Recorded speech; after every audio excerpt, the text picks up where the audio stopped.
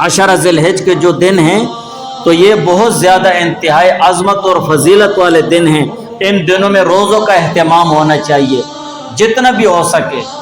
حضور پاک صلی اللہ علیہ وسلم نے فرمایا ما من ایام احب الی اللہ ان یتعبد له فیہا من عشر ذی الحج، کہ کوئی دن ایسے نہیں ہے ان یتعبد له، کوئی دن ایسے نہیں ہے جن میں اللہ تعالیٰ کی عبادت کی جائے اور بہت زیادہ پسندیدہ عشر ذی الحج سے، بلکہ ذی الحج کے ابتدائی 10 دنوں میں جو عبادت بھی کی جائے وہ اللہ تعالیٰ کو بہت پسندیدہ ہے.